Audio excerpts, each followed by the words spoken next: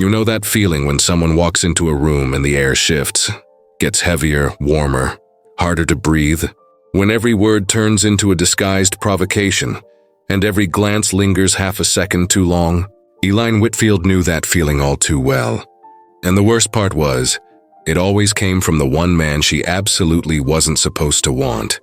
John Sinclair, her best friend's older brother, 15 years her senior, a brilliant, impossible, dangerously magnetic prosecutor.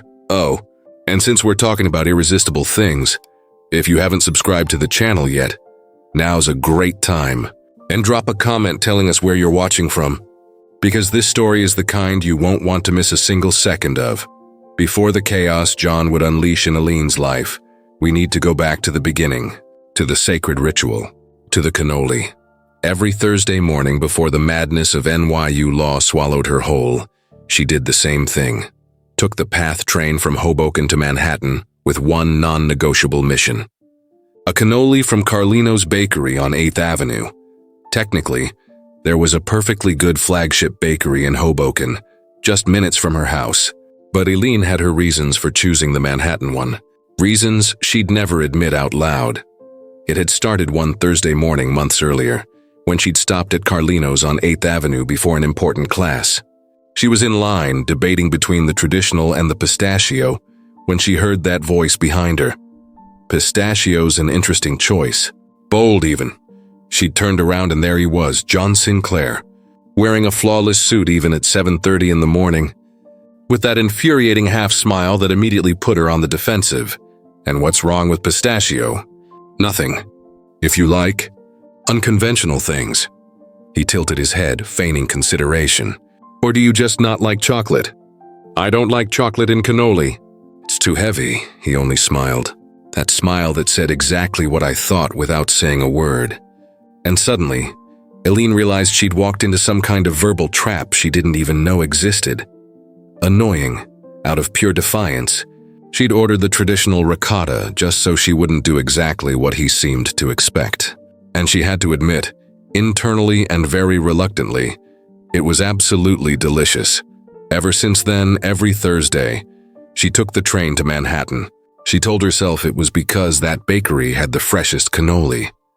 That the trip was part of her mental prep before class. That it had nothing to do with occasionally seeing John crossing the street to the DA's office with his coffee, catching a fleeting glimpse of him through the bakery's window that made her heart do that annoying little skip. Some people meditate, others go for a run. Eline Whitfield ate Italian pastries at 7:40 a.m. while the city woke up around her, and for exactly 12 minutes before plunging into case law, appeals, and the cutthroat jungle of law school. She was just a 23-year-old girl who loved sweets too much and peace too little. And if that peace came wrapped in a particular cannoli, with a shell that cracked perfectly between her teeth, and ricotta filling so fresh it tasted like vanilla, and clouds had held a secret meeting and decided to turn into cream. Well, who was she to question her own rituals? That particular Thursday started like any other. She walked into Carlino's Bakery in her oversized NYU hoodie.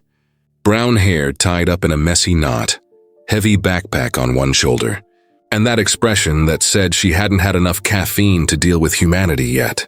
The line was blessedly short, and she was already savoring the first bite in her head when she heard the voice behind her.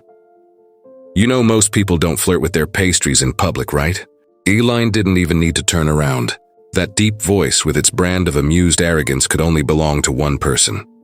Most people don't stalk women in bakeries, counselor, she said, turning slowly to face John Sinclair with the look she'd perfected over the years. Half boredom, half challenge. Should I file a harassment complaint, or are you actually here to buy something? John was leaning against the counter beside her, wearing a perfectly tailored gray suit even at that hour. Navy tie knotted to precision. Dark hair with silver strands at the temples that only made him more irritatingly handsome. He smiled. That slow, dangerous smile that made her stomach twist in a way that had nothing to do with pastry cravings. I came for something sweet, he said, taking a step toward her, hands in his pockets. But it seems the bakery's out of what I want. Eline's heart jumped. Just for a second. She hated when he did that. Turned a simple phrase into something loaded with meaning. She raised an eyebrow. "Then I suggest you try the bakery on the corner. I heard they've got plenty of patience for difficult customers."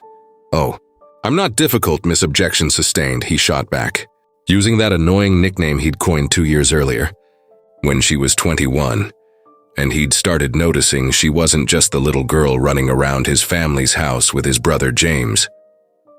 "I just have very specific standards." "Funny," Eline said, grabbing her white box with the cannoli from the counter and turning toward him with a smile far too sweet to be genuine. "So do I. And they usually don't include arrogant prosecutors who show up out of nowhere at 7 in the morning. She brushed past him, her shoulder grazing his, and felt that stupid spark that always happened when they touched, even accidentally. Even when it was ridiculous.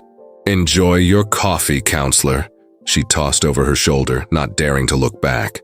'Cause if she did, he'd see. He'd see the smile. He'd see the effect he had on her.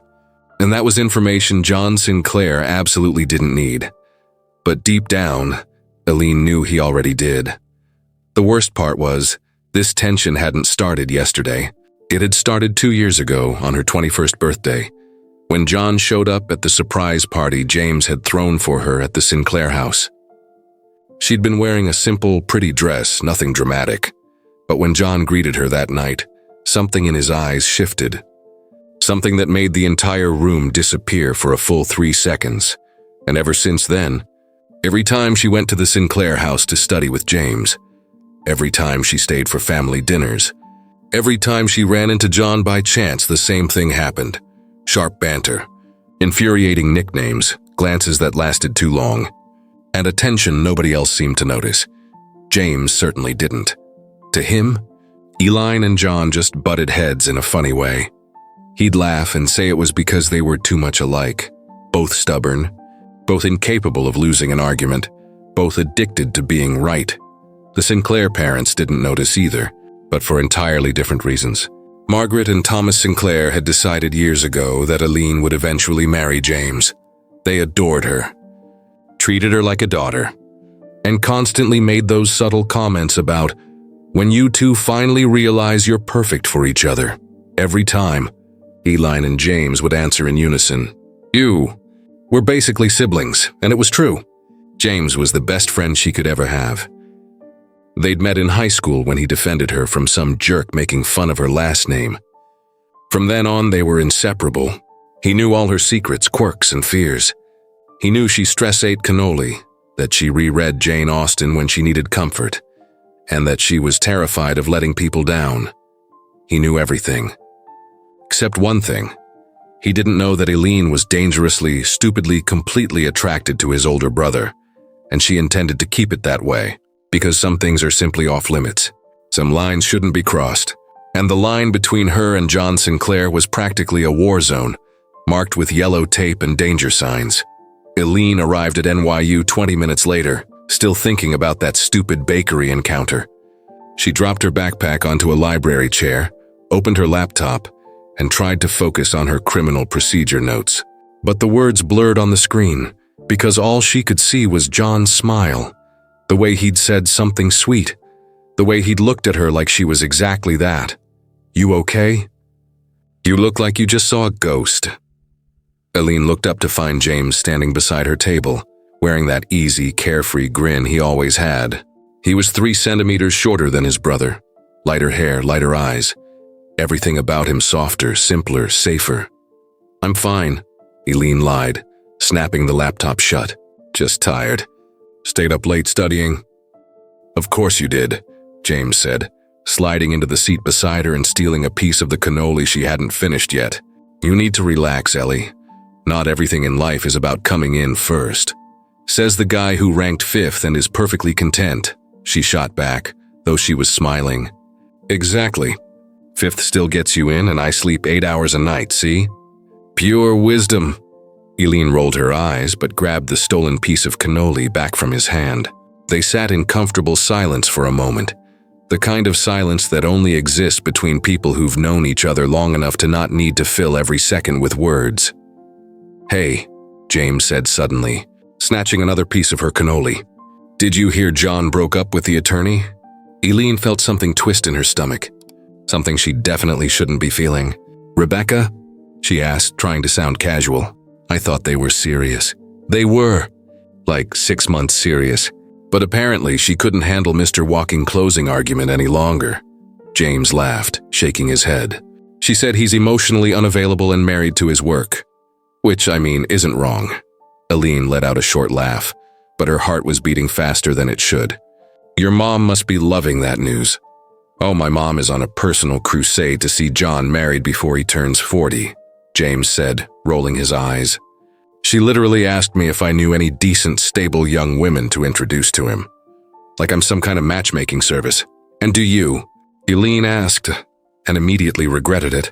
James gave her a look that said he was thinking way too hard. "I mean, I know plenty of nice girls, but none who could handle that courtroom drama king for more than 3 dinners. He paused, grinning. "He's too intense. Brilliant, yeah, but impossible. I think bachelorhood's gonna stick until he retires." "Poor your mom, then," Eline said, taking a sip of water to calm the ridiculous butterflies rioting in her stomach. Butterflies she blamed on the cannoli. Definitely the cannoli. "Yeah, she already knows I'm not getting married anytime soon.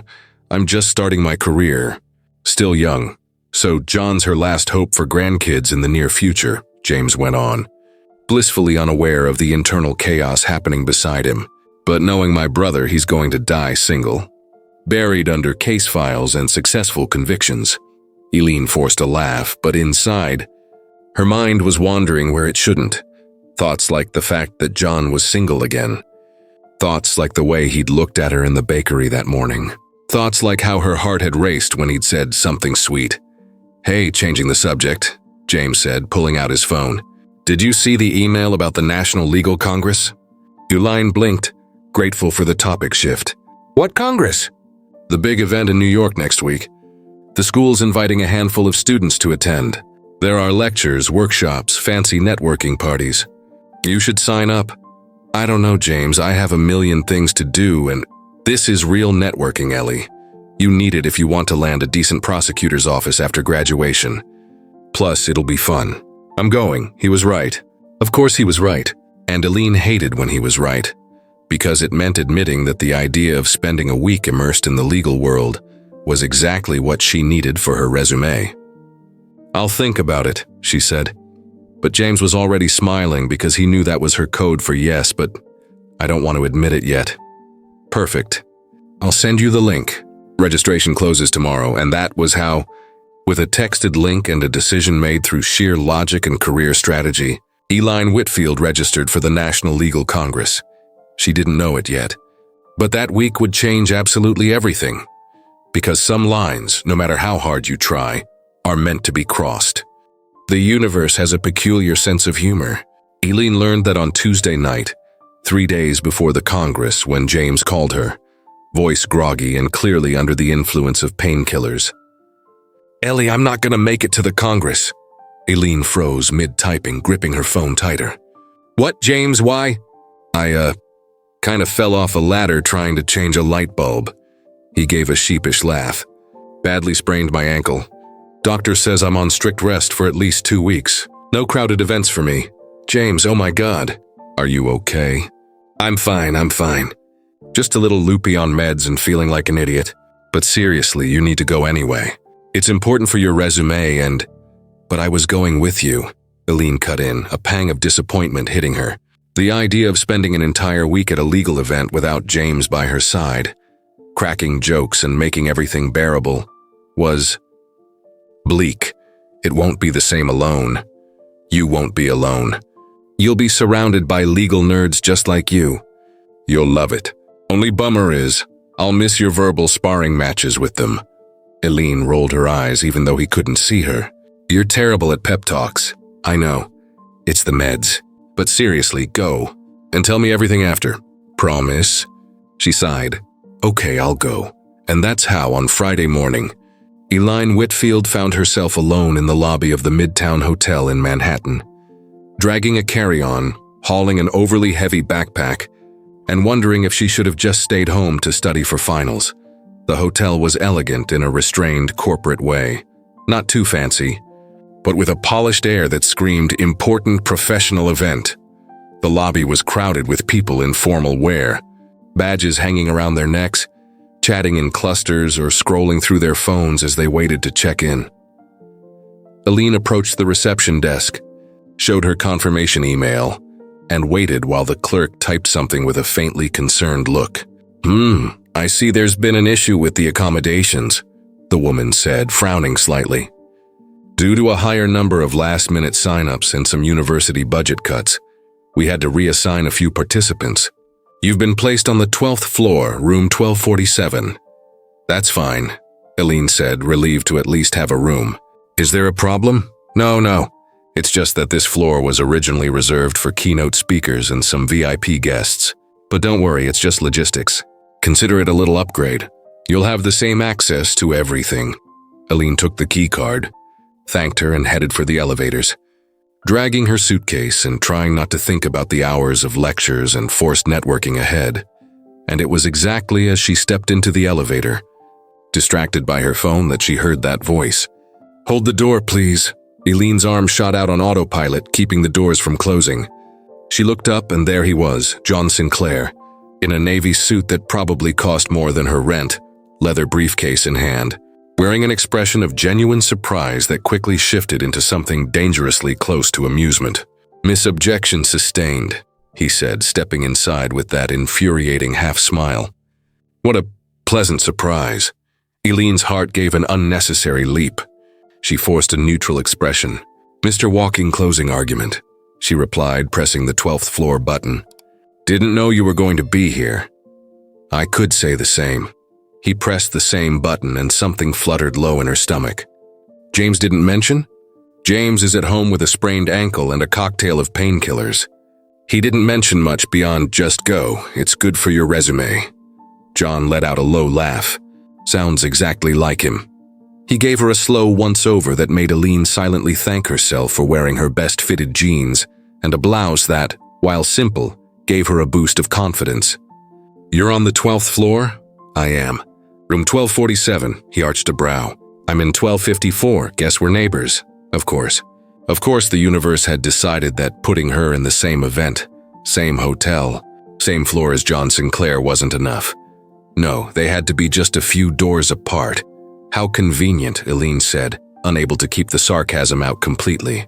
"Convenient is an interesting word for it," John replied. And something in his tone made the elevator feel smaller, warmer, harder to breathe.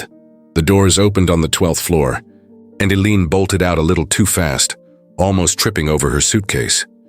John walked beside her down the hallway, and she swore she could feel his gaze on the back of her neck. "Well," she said as she reached her door, swiping the key card with unnecessary haste. "See you later, I guess." "See you later." "Eline," he said, and the way he said her name, no nicknames, no teasing, just that low, steady voice, made something strange and dangerous twist in her chest. She slipped into her room and closed the door behind her, leaning against it and exhaling a long breath. This was going to be a very, very long week, and she wasn't remotely prepared. Eline didn't see John again until the opening dinner that night. She spent the afternoon exploring the hotel, reviewing the conference schedule, and trying not to think about the fact that he was literally just a few doors down the hall. The opening dinner was held in the hotel's main ballroom, a huge space with elegantly set round tables, crystal chandeliers, and that formal atmosphere that always made Eline feel slightly out of place. She wore a simple, elegant black dress and tried to look more confident than she felt as she scanned the room for an empty seat. That's when she heard someone call her name. "Eline Whitfield?" She turned and saw a woman in her 30s, warm smile, red hair pulled into a sleek bun. "That's me," Eline answered, confused. "Perfect. I'm Sarah Chen, part of the event organization team. We had a little mix-up with the table assignments and needed to fill a spot. Would you mind sitting at the keynote speakers table? It'd be a great networking opportunity." Eline hesitated for a second but agreed. Networking was networking after all. Sarah guided her to a table near the stage, where a few people were already chatting. And of course, because the universe had a sense of humor, John Sinclair was sitting there. He saw her the moment she approached, and something flickered across his face. Surprise maybe, or amusement, or that dangerous mix of both. "Eline," he said, standing politely as the others at the table followed suit. "What a pleasant coincidence." "Pleasant coincidences seem to be a running theme today," she replied, taking the only empty chair, which, naturally, was right next to him. There were 5 other people at the table, all attorneys or professors, and conversation flowed politely at first. But Eline was painfully aware of John beside her, the way his arm occasionally brushed hers when he gestured, the scent of his cologne, woodsy and completely impossible to ignore. "So, Eline," one of the women at the table asked, "you're a student at NYU?" "Yes, 2nd year of law school. And do you already know what field you want to go into?" "Criminal law, probably. Maybe the DA's office." John made a low sound beside her, something between approval and mild surprise. "Ambitious," he remarked, turning slightly toward her. "The DA's office isn't exactly an easy path." "I didn't choose law because I thought it'd be easy, counselor." Eline shot back, meeting his gaze and holding it a second too long. He smiled. "Touche." Dinner went on, and Eline tried to focus on the food, the conversation, anything that wasn't the fact that John's knee had just brushed against hers under the table. It was a light touch, probably accidental, but he didn't move his knee, and neither did she. Eline grabbed her water glass and took a sip, trying to look completely unaffected despite the electric current running down her leg. "You okay?" John asked softly, leaning slightly toward her. "Perfectly fine," she replied, not looking at him. "Are you sure? You seem tense." She finally turned her head, and he was dangerously close, that infuriating half-smile on his lips. "I'm not tense, if you say so. I'm just trying to enjoy a professional dinner without unnecessary distractions." "Unnecessary distractions?" He arched a brow. "Am I a distraction now?" "You've always been a distraction, counselor," Eline said before she could stop herself, and instantly regretted it, because his smile changed. Slowed, darkened, took on weight. "Interesting," he murmured, low enough for only her to hear. "You too?" And then he pulled his knee away, turned his attention back to the general conversation, and left Eline sitting there, trying to remember how to breathe. Dinner ended not long after, and Eline practically fled the table, muttering polite goodbyes and heading straight for the elevator. Of course, John stepped in right behind her. They stood in silence for the first few seconds until he said, "Are you running away from me?" "I'm not running from anyone. I'm going to my room because I'm tired." "Of course." Another pause. "You looked beautiful tonight, by the way," he said too casually, like he was commenting on the weather. Eline felt her face heat. "Thank you," she murmured, still staring at the elevator doors. "You're welcome, Miss Objection Sustained." The doors opened on the 12th floor, and this time John stepped out first, hands in his pockets. Eline followed a few paces behind until he stopped in front of his door and turned to her. "Sleep well, Eline." "You too, John." Then he went inside, and she stood there in the hallway for a full 3 seconds before finally walking to her room and shutting the door. She flopped onto the bed, stared at the ceiling, and knew with absolute certainty that this week was going to be a disaster. A delicious, dangerous, completely inevitable disaster. The first 2 days of the conference were a kind of sophisticated torture, disguised as professional networking. Eline woke up early, grabbed breakfast in the hotel lobby, and without fail, ran into John there every single morning. It was like he had a radar calibrated to find her exactly when she was trying to enjoy 5 quiet minutes with her coffee and croissant. On the first morning, he showed up with a white box from Carlino's bakery. "Good morning, little Miss Cannoli," he said, dropping into the armchair next to her without being invited. "I brought you something." Eline eyed the box suspiciously. "Why are you being nice?" "That's suspicious. Niceness is suspicious now?" He opened the box, revealing a cannoli. "I thought you liked these." She took the cannoli, bit into it, and immediately frowned. "This is chocolate." "Don't eat chocolate." John leaned back, arms crossed, wearing that infuriating smile. "Really? I could have sworn you liked chocolate. You know very well I only eat traditional ricotta. You've literally seen me buying it at the bakery." "Oh, that's right. My memory must be failing." "Your memory works just fine, counselor. You just like annoying me." He gave her that slow smile that made her stomach flip. "Maybe, or maybe I just like the look on your face when you're mentally drafting a lawsuit against me." Eline rolled her eyes but couldn't stop a small smile. "You're insufferable. I'll take that as a compliment." The second morning, he appeared again, this time with a pistachio cannoli. "Good morning, sugar criminal. Brought you another gift." Eline looked at the cannoli, then at him, and let out a disbelieving laugh. "Pistachio? Seriously? It's not pistachio?" He faked surprise so exaggerated it was impossible to take seriously. "I really need to work on my memory." "You're doing this on purpose." "Doing what?" "Bringing the wrong cannoli just to watch me complain." John leaned in slightly, amusement sparking in his eyes. "And if I am? What are you going to do? Sue me for pastry sabotage?" "No, I'm just going to stop accepting poisoned gifts from arrogant prosecutors." "Poisoned?" He pressed a hand to his chest in mock offense. "That's a serious accusation, Miss Technicality. I hope you have evidence to back that up." Eline took the cannoli anyway, bit into it, and the pistachio flavor flooded her mouth. She hated to admit it, but it was delicious. "It's still wrong," she said stubbornly. "Of course it is," John agreed, smiling in that maddening way that made her pulse skip. On the third day, she came down for breakfast already expecting him. And there he was, sitting in the same armchair as always, holding a white box. "Let me guess," Eline said, sitting beside him without ceremony.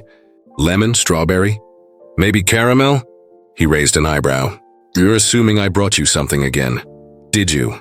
He handed her the box, and this time, when she opened it, there was a perfect traditional ricotta cannoli inside, exactly the way she liked it. Eline looked at him, surprised. "You got it right." "I've always known the right one," John said, and his tone shifted. More serious, more honest. "I just liked watching you complain." "Why?" He studied her for a moment, his gaze impossible to read. "Because when you complain, you forget to be polished and formal. You're just delightfully irritating." Eline didn't know what to say, so she simply ate the cannoli in silence, trying to ignore the way her heart was hammering out of rhythm. The panels during the day were interesting, but Eline could barely focus. Not when John was always somewhere in the room, speaking with that magnetic presence that held everyone's attention. She watched him talk about prosecution strategies, legal ethics, justice, and she understood perfectly why he was so good at what he did. He was brilliant, articulate, passionate about his work, and devastatingly attractive when he switched into relentless prosecutor mode. And the worst part was that he knew she was watching, because every time his eyes met hers mid-sentence, he would pause for half a second, that half smile tugging at the corner of his mouth, before continuing as if nothing had happened. It was a game, a dangerous game of stolen glances, teasing disguised as professional conversation, and a tension that grew with every second they shared the same space. Then came the third night. The gala dinner. Eline had only brought one dress for the occasion, and now, staring at it hanging on the closet door, she kind of regretted her choice. It was navy blue, elegant, with a neckline that wasn't scandalous but definitely wasn't modest either. It was the kind of dress she wore when she wanted to feel confident, powerful, in control, and she was going to need every ounce of control if she was going to survive. Another night in John Sinclair's orbit. She got ready slowly, twisting her hair into a loose bun with a few strands framing her face, applying light but polished makeup, then finally slipping into the dress. When she looked in the mirror, a flutter hit her stomach, not because she felt insecure, but because she knew exactly what kind of reaction this dress would provoke. And part of her, the reckless, daring part she usually kept locked away, wanted to see that reaction. The ballroom was stunning. Soft lighting, tables decorated with white flowers, a small orchestra playing discreet jazz in the background. Eline entered and immediately searched for a table, trying to seem casual, trying not to look for him. But then she felt it. The weight of his gaze hit her before she even saw him. She turned her head, and there he was, on the other side of the room, standing with a group of attorneys, a glass of wine in his hand. And he was looking at her like the rest of the room had ceased to exist. His gaze traveled slowly down the dress, lingering on the neckline, the cinched waist, then returned to her face. And there was something in his eyes, intense, dangerous, stripped of his usual playful veneer. He was affected, and he wasn't even trying to hide it.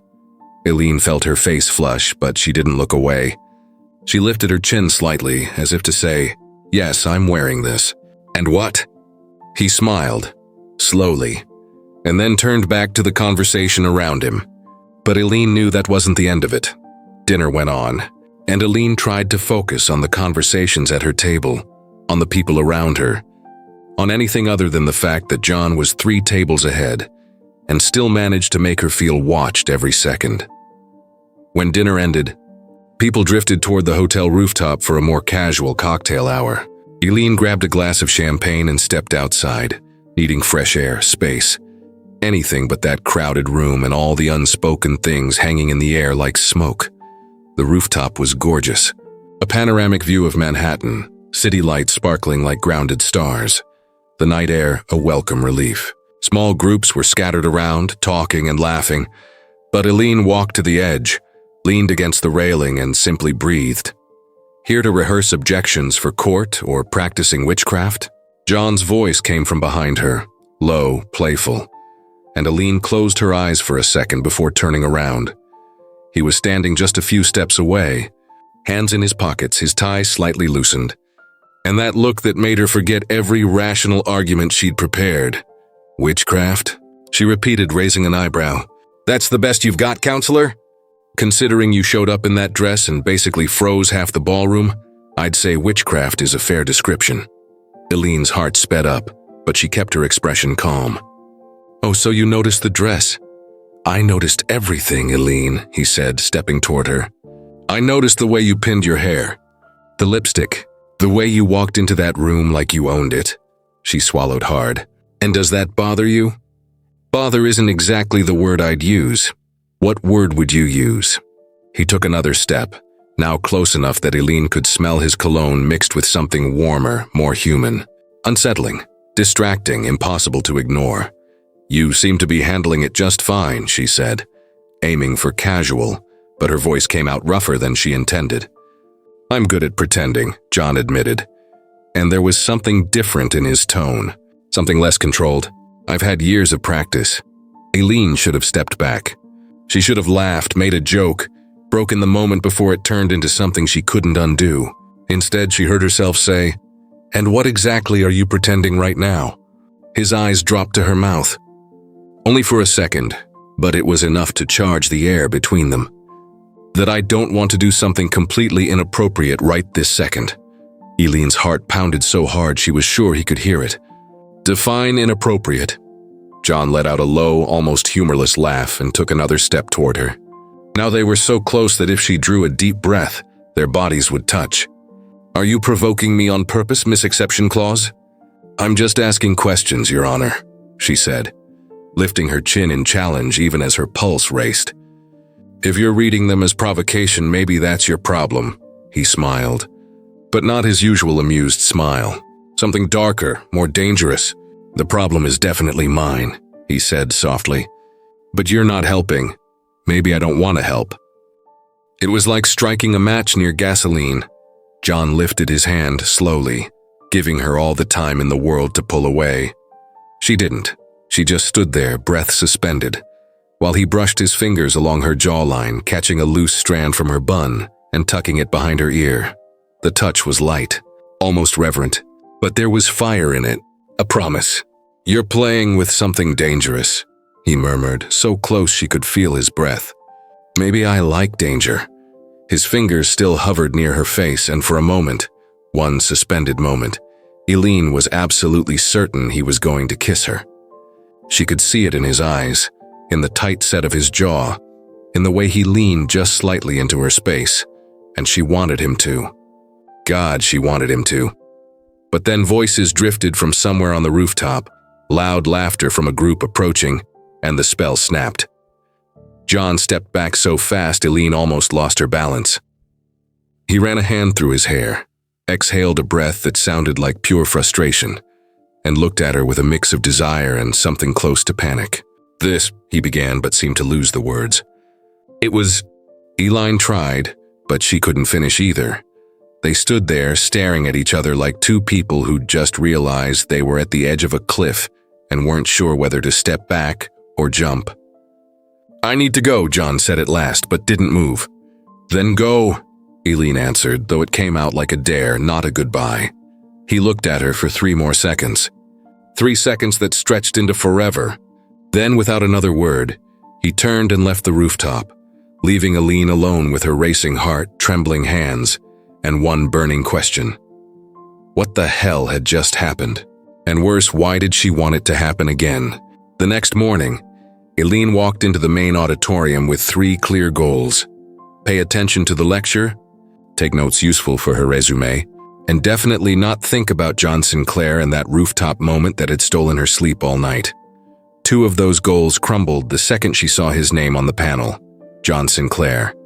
Prosecution strategies in white collar, cases, ethics, pressure, and winning, of course.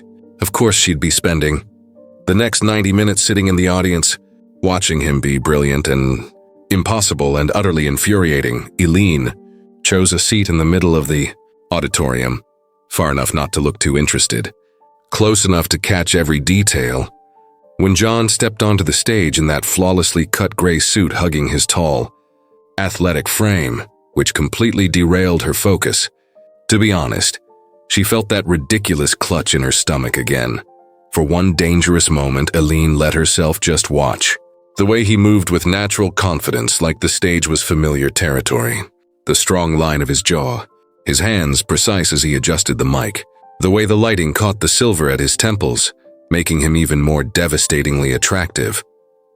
23. She was 23 and had never let anyone close enough to throw her off balance like this. She'd built walls, prioritized school, kept relationships in the shallow end of safe. And now here she was in a packed auditorium, heart racing over a man 15 years older, infinitely more experienced, dangerously out of her reach. Was that all this was? The obvious fascination of an inexperienced girl staring at a man who commanded rooms as easily as he breathed? Maybe she was romanticizing something that was purely physical attraction to someone who embodied everything she didn't yet know. Power, control, experience. Eline shook the thoughts off. Resettling in her chair like a physical adjustment could tidy up the mess in her head. Her face felt hot, and she silently thanked the anonymity of the crowd. "Focus," she ordered herself. "You're not a silly teenager.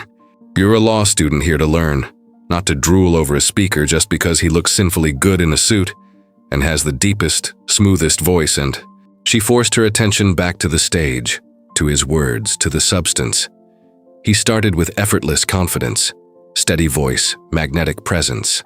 He talked through complex cases, the thin line between legal pressure and coercion, how to build charges without compromising ethics. And Eline hated to admit it, but he was absolutely fascinating, until his eyes found hers in the audience. It was a second. Just a barely there hitch mid-sentence on jurisprudence. He blinked, looked away, and kept going. But Eline had seen it, and now she was the one who couldn't stop smiling. 15 minutes later, when John opened for questions, Eline raised her hand before she could think better of it. He spotted her immediately. Something like apprehension flickered in his eyes. "Yes, the young woman in navy," he said, and Eline felt a wave of satisfaction when she noticed he had very carefully avoided using her name. She stood, feeling the room's attention shift her way. "Thank you, Mr. Sinclair. My question's about the pressure you mentioned. You talked about building strong cases, but not the emotional weight a prosecutor carries when deciding to potentially destroy someone's life, even when it's legally justified. How do you shoulder that? Or do prosecutors just not feel the weight of their own decisions?" The hush in the auditorium was almost tangible. John looked at her, and she saw the exact moment he realized she was provoking him, not disrespectfully, testing, prodding, doing exactly what they always did to each other. He smiled. Small, dangerous. "Excellent question," he said, and there was a note only she would catch. "And a brave one, I might add. The answer is, prosecutors absolutely feel the weight.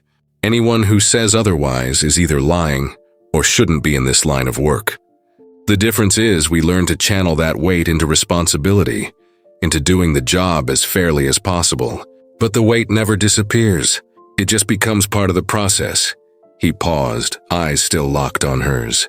And if you'll allow a counter question, do you believe feeling the weight of those decisions makes a lawyer less capable, or more, of doing what's right? Eline lifted her chin, accepting the challenge. I believe that anyone who doesn't feel the weight shouldn't be making decisions that affect lives. But I also believe letting that weight paralyze you is just as dangerous as ignoring it. Finding the balance is the hard part. I couldn't agree more, John said, and there was something like pride in his voice. What's your name? Eline Whitfield. NYU Law, second year. Well, Miss Whitfield, you clearly have a future in this field. I expect to see your name on important cases in a few years. Eline sat down, trying to ignore the way her heart was racing, and how half the auditorium was looking at her with expressions that hovered between impressed and intimidated. 3 more people asked questions, but none carried the weight of hers. Then a woman in the back raised her hand. Dr. Sinclair, in cases where there's a conflict between what's legally correct and what's morally questionable, how do you decide which path to follow? It was a good question, complex, and Eline saw John take a beat before answering. That's one of the hardest questions in our profession, he began. And there's no simple answer, but I always come back to the principle that the law exists to serve justice, not replace it. If something is legally correct but morally indefensible, then we need to question the law itself. Eline raised her hand again. She couldn't help herself. John saw her and let out a low laugh. Miss Whitfield has a rebuttal? Not a rebuttal, Dr. Sinclair, a provocation, she said, standing again. You talk about questioning the law when it fails morally. But how many prosecutors actually do that? How many choose their battles based on political convenience instead of what's right? How do you ensure integrity isn't sacrificed for ambition? The room fell into a tense silence. It was a sharp question, almost an accusation. John looked at her for a long moment, then smiled, a genuine, impressed smile. Miss Whitfield, you've just asked the question every law student should ask, but few have the courage to say out loud, he said. The honest answer? You don't ensure it. You can only control your own choices, and hope that by making the right ones, even when they're hard, you inspire others to do the same. Integrity isn't a guarantee. It's a daily practice. And yes, many fail, but some don't, and those are the ones who change the system. He paused, his eyes still on her. And something tells me you'll be one of the ones who doesn't fail. Eline sat again, and this time she couldn't hide the smile.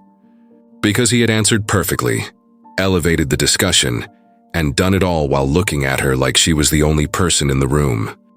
When the lecture ended, Eline gathered her things quickly, trying to slip out before anyone stopped her to talk. But in the hallway, a voice stopped her. Running away again, Miss Cross-Examination? She turned to find John a few feet away, tie loosened, expression amused. I'm not running. I'm leaving strategically. Oh, is that what we're calling it now? He walked closer, hands in his pockets. Those were interesting questions. They were legitimate questions. They were provocations dressed as questions, he corrected, but he was smiling. You were testing me, and you passed, Eline admitted. Almost. Almost? You hesitated on the second answer. For 0.3 seconds. But you hesitated. John let out a disbelieving laugh. You're counting tenths of a second now? Details matter, counselor. You said so yourself in your lecture. He studied her for a moment, then shook his head, still smiling. You're something else entirely, you know that? I hear that a lot. They stood there for a moment, the hallway emptying around them, and Eline had the strange sensation they were in a bubble, separated from the rest of the world. The conference is over, John said, breaking the silence. You heading back to Hoboken today? Yeah, 3 o'clock train. Let me give you a ride. You don't have to. I know I don't have to. I'm offering anyway. Eline crossed her arms, raising a brow. Why? Why not? Because you live in Manhattan. Hoboken is the opposite direction. It's a 20-minute detour. It's an unnecessary detour. Maybe I don't mind unnecessary detours. Eline rolled her eyes but fought back a smile. John, I'm taking the train. It's fine. I'm a fully functioning adult who knows how to use public transportation. I know that, he said, stepping closer. But the offer stands. Why? She asked again, this time more serious. He looked at her for a long moment, then said softly, because I'm not ready for you to leave yet.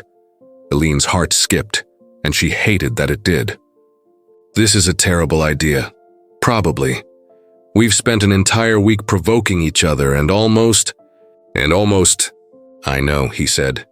Trust me, I know. Eline sighed, running a hand through her hair. I'm taking the train, John, but thanks for the offer. She started to walk away, but then he said, Eline. She stopped, turned. That night on the rooftop. He began, but didn't seem to know how to finish. I know, she said, saving him from having to. I don't know what that was either. He smiled. Small, sad. Safe trip? Then, safe trip, John, and this time, she was the one who walked away first. Suitcase wheels clicking down the corridor, feeling the weight of his gaze on her back until she disappeared through the door. A short while later, Eline was on the train back to Hoboken, staring out the window when her phone buzzed. A message from an unknown number. Next time you provoke me in public, at least have the decency not to be so devastatingly right. Makes it impossible to argue. Eline bit her lip, trying not to smile like an idiot. She typed back, next time I provoke you in public, don't hesitate. Ruins the mystique. The reply came 3 seconds later. Noted, until next time, Miss Technicality. Until next time. Your honor, trouble. Eline tucked the phone away, leaned her head against the window, and for the first time in a week, let out a long breath. The conference was over. They were going back to their normal lives. Everything was supposed to return to how it had been, except she knew, deep down, that nothing was going to be the same again, because some things, once started, can't be undone. And whatever had started between her and John Sinclair was far, far from over. Falling back into routine after the conference was like trying to fit a square peg into a round hole. Eline threw herself into her studies, spent endless hours buried in the NYU Law Library, reviewed case law until her eyes burned, and tried with everything she had to pretend that week in Manhattan hadn't changed absolutely everything. Spoiler, it wasn't working. Every time she closed her eyes to sleep, she saw that moment on the rooftop. The way John had touched her face, the look in his eyes, like he was on the edge of doing something reckless, and worse, the way she had wanted it with every fiber of her being. But life went on. Exams didn't study for themselves. Papers didn't magically write themselves. And James, bless his oblivious soul, continued being his usual cheerful, irritatingly carefree self. 2 weeks after the conference, on a Thursday afternoon, Eline was sprawled out on the Sinclairs' living room sofa, surrounded by books, her laptop, and a mug of cold coffee. James was on the floor, theoretically studying constitutional law, but in reality, scrolling through his phone. You need a social life, James declared suddenly. Without looking up from his screen, Eline lifted her gaze from the book. I have a social life. Studying with me doesn't count as a social life. Of course it does. We're two people socializing. My cousin Jessica and I also count. James burst out laughing. Your cousin who lives miles away and who you only see at family gatherings doesn't count. He paused, thoughtful. Speaking of her, she's hot, right? Eline grabbed a throw pillow and launched it at him. Focus, James. He ducked, still laughing. Okay. But seriously, Ellie, when was the last time you went on a date? Like a real date? With a guy? One who picks you up, pays for dinner, tries to impress you? Eline felt her cheeks warm slightly. Why does that matter? Because you're 23 and acting like you're 80. You study more than any human should. You don't go out. You don't drink. You don't date. James finally looked up at her, wearing that worried little brother expression. You're letting life pass you by, girl. I'm not letting anything pass me by. I just have priorities. Priorities, James repeated, rolling his eyes. You use that word as an excuse not to live. I get that you're focused, but you need, I don't know, experiences. Fun, things adults do. The way he said it made the subtext painfully obvious, and Eline's face grew even warmer. James, that's really personal, and I'm not judging. I'm just saying you don't have to be perfect all the time. You can relax, meet someone, have fun. I've chosen to wait for the right person, Eline said more firmly than she intended. There's nothing wrong with that. There's nothing wrong with it, James agreed quickly. I just think you should at least try meeting people instead of locking yourself in the library 24/7. Who's locking themselves in the library? John's voice came from the doorway, and Eline's blood simultaneously froze and boiled. She whipped her head around so fast she nearly strained her neck. John was standing at the entrance of the room, tie loosened, sleeves rolled up to his forearms, wearing that slightly amused expression that meant he'd heard just enough of the conversation to make things dangerous. Eline turned as red as a chili pepper. James, blissfully unaware of the impending disaster, grinned. Dude, didn't know you were home. Just got here. Came to grab some files I left yesterday to take back to my place. John stepped into the room, his eyes locking with Eline's for half a second before he looked away. And apparently I walked right into an intervention. It's not an intervention, Eline blurted way too fast, trying to sound casual and failing miserably. James is just being dramatic. As always, I'm not being dramatic. I'm being realistic. You spend so much time studying. One day you'll wake up at 50 and realize you missed your whole youth. Thanks for the touching concern. James, but I'm fine. James gave her an apologetic look, as if he'd finally realized he'd hit a nerve in front of the worst possible witness. Sorry, Ellie, It's fine, she said, forcing a smile. Can we change the subject? John, who had been unusually quiet through all of this, finally spoke. James is right about one thing, at least, he said with that casual tone that Eline had learned to distrust. You study too much, Eline narrowed her eyes at him. Coming from someone who probably sleeps at the office 3 nights a week, that's pure hypocrisy. I sleep at the office because I'm a workaholic. You study like crazy because you're avoiding something. I'm not avoiding anything. No. He stepped forward and sat in the armchair across from her, folding his arms with that infuriating half-smile. Then why don't you ever relax? I do relax. When? Right now. I'm here, aren't I? You're here with 3 open books and a face that says you'd rather be anywhere else. Maybe I would, Eline shot back, raising an eyebrow. Some places have fewer arrogant prosecutors psychoanalyzing people without being asked. John smiled. That slow smile that made her stomach flip. Arrogant? I'd say confident. There's a difference. Of course you would. James looked between them like he was watching a tennis match, then burst out laughing. You two are ridiculous. Always the same thing. Just then, Margaret Sinclair came in carrying a tray with a pitcher of iced tea and warm banana muffins. Eline, sweetheart, I brought you all a little snack? She set the tray on the coffee table, smiling warmly. John, I didn't even see you come in, honey. Are you staying for a snack? Can't, Mom, I just came to…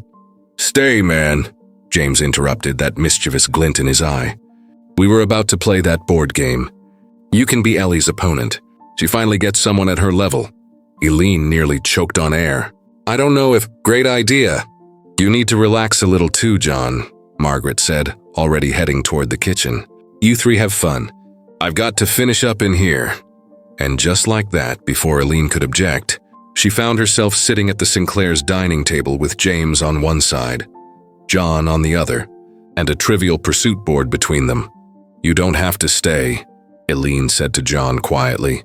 If you have work, I can stay half an hour, he said, and there was something in his gaze that made her pulse quicken.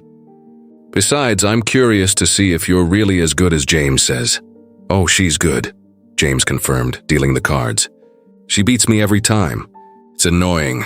The game began, and Eline tried to focus on the questions, the answers, anything other than the way John's eyes lingered on her every time it was her turn to respond. By the 3rd round, she nailed a constitutional law question even James had missed, and John let out a low laugh. Impressive, Miss Technicality. You really know your stuff. Surprised? Eline asked, arching a brow. No, just confirming what I already knew. And what exactly did you already know? He leaned forward slightly, eyes fixed on hers. That you're dangerously smart. Competitive. Is competitive supposed to be a compliment? Coming from me? Always. James laughed, blissfully unaware of the current crackling between the two of them. You guys are so intense. It's just a game, but it wasn't just a game. Every answer Eline gave, every time she nailed a difficult question, she caught that spark of pride in John's eyes. And when it was his turn, she found herself watching the way his mind worked, the precise, methodical way he dissected each question with that razor-sharp intellect of his. On the 5th round, John drew a history card and read the question aloud. Which English queen never married and was known as the Virgin Queen? The silence that followed was heavy. Elizabeth I, Eline answered, trying to keep her voice steady, though her cheeks burned again. John looked at her for a heartbeat longer than necessary before nodding. Correct, there was something in his tone. Something that told her he was thinking about the conversation he'd overheard earlier. And worse, he was thinking about everything it implied. She grabbed her glass of iced tea and took a long sip, trying to cool the heat that had spread through her. James, completely oblivious, kept the game moving, but John was different now, quieter, more observant. As if every small gesture she made, every answer, every shy smile when she got a hard question right, was being stored somewhere in that calculating mind of his. And Eline could feel it. She could feel the weight of his gaze, the intensity of the silence between them, the way something had shifted in the air ever since he'd heard that conversation.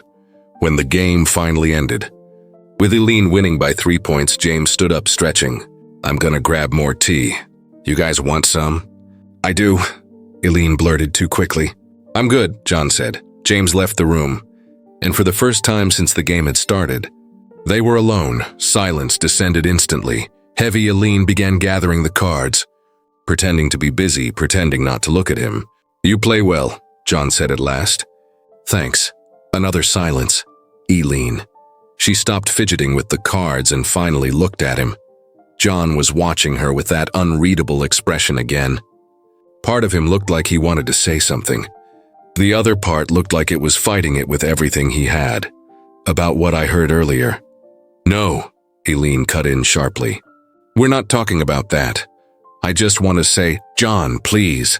She looked him straight in the eyes, and there was a vulnerability there she hated revealing. Don't make this any weirder than it already is. He studied her for a long moment, then nodded slowly. All right. But for the record, there's nothing weird about it. His voice was low, deep, resonant, like music brushing against her skin. Eline felt something tighten in her chest.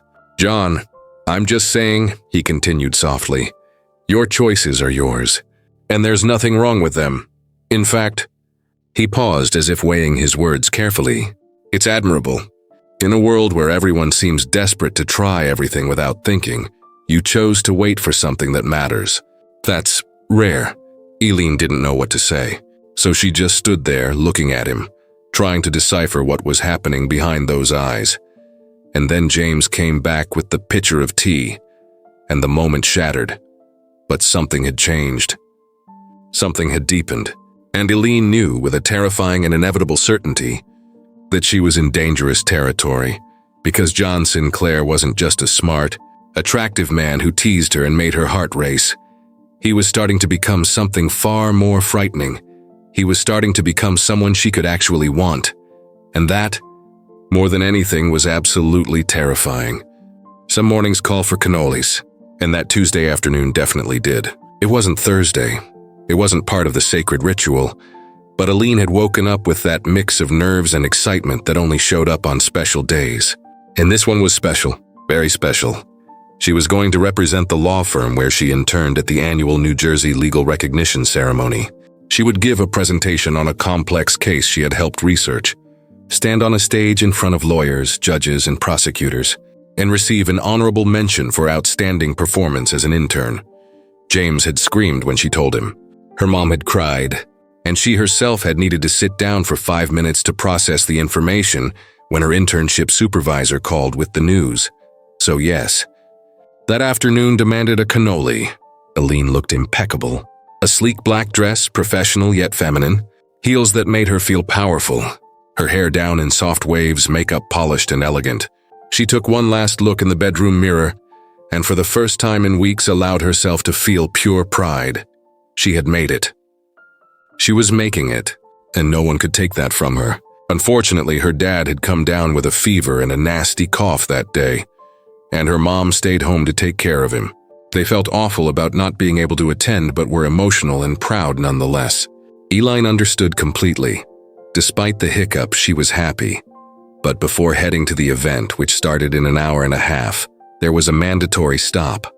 And this time it wasn't in Manhattan. She walked until she reached the original Carlino's Bakery in Hoboken, the small, charming pastry shop that had become a piece of home to her, the pastel storefront, the windows filled with decorated cakes, the iconic signs she'd seen on countless TV shows.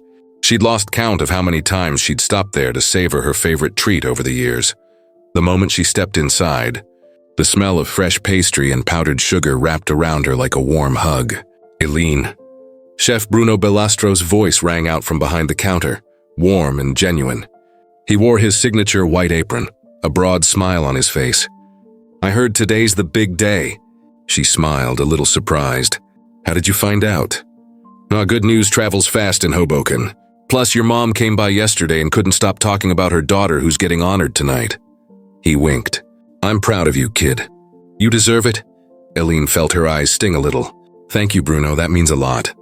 "So," he said, already grabbing a special box, "today isn't just about a cannoli. Today's about celebration." He began filling the box with flawless cannolis, each one looking like a tiny edible masterpiece. "Take these. On the house. For you and whoever's celebrating with you tonight." "Bruno, you don't have to." "I know I don't have to. I want to. Now go knock 'em dead like always." Eline took the box, along with her favorite traditional ricotta cannoli, wrapped separately, and stepped out of the bakery with a lighter heart and a smile she couldn't wipe away. The cab was waiting at the corner, and she slid inside, placing the box carefully beside her. As the driver made his way through town toward Newark, she couldn't resist. She unwrapped her cannoli and took the first bite. The flavor exploded in her mouth. Perfect crunch, silky cream, that magical balance only Carlino's ever seemed to nail. She closed her eyes for a moment, savoring not just the sweetness but the moment itself, the achievement, the journey that had brought her here. And if, somewhere in the back of her mind, a small, irritating voice wondered whether John would be at the event. She shoved it into the darkest corner of her consciousness and ignored it. 20 minutes later, the cab pulled up to the imposing Union Hall. The late afternoon sun painted the sky in gold and rose tones, and Eline took a deep breath before stepping inside. The hall was packed. Elegantly arranged tables, white and gold flowers, a stage with a large screen at the back. At least 200 people filled the space, all in formal attire, mingling, laughing, greeting one another. Eline adjusted her purse on her shoulder as she entered, and that's when she saw him. John Sinclair stood near the bar, talking to two men in suits. When his eyes met hers across the room, he paused mid-sentence and smiled. Not a polite, restrained smile. A genuine, wide smile that lit up his entire face and melted something deep in her chest. It was as if the world itself had gotten just a little brighter. He murmured something to the men beside him and started walking toward her, crossing the room with that effortless confidence that made people instinctively clear a path for him. "Eline Whitfield," he said when he reached her, his voice low and warm. "You look absolutely stunning." She felt her face heat up but managed a smile. "Thanks. You don't look too bad yourself, counselor." He wore a dark navy suit, tie perfectly knotted, exuding his usual air of authority. But there was something different tonight. Something lighter, happier. "I heard you're presenting tonight," he said, stepping a little closer, "and receiving an honorable mention. News travels fast. Good news travels fast. I'm proud of you." Those words did something dangerous to her heart. "You haven't even seen my presentation yet." "I don't need to. I know it's going to be brilliant." They stood there for a moment, just looking at each other, and Eline had to make a conscious effort to keep breathing normally. Then John frowned slightly, his eyes dropping to her mouth. "You have..." He raised his hand slowly, and Eline froze as he gently brushed the corner of her lips with his thumb. "A little bit of cream right here." The touch lasted half a second, just long enough to wipe away the bit of filling she hadn't realized was there. But it was more than enough to set every nerve ending in her body on fire. Eline let out a nervous laugh, stepping back. Of course. Classic cannoli girl move. John didn't answer right away. Instead, he glanced at his thumb, where the cream lingered, and then, keeping his eyes locked on hers, he brought it to his lips and tasted it. Slowly, deliberately. Eline's throat went dry. Her knees weakened. The entire world narrowed to that single, devastatingly simple gesture. "Traditional ricotta," he said, voice low, almost intimate. "Your favorite?" "And mine too." She couldn't speak, couldn't think. She just stood there, staring at him, struggling to remember how words worked. Without thinking, she extended the little pastry box toward him, embarrassed. "Take this since you seem to like it so much. They're delicious, and they were a gift from Chef Bruno Balastro himself. I have to go," she finally managed, her voice coming out hoarser than intended. "I need to find the organizers before it starts." "Of course."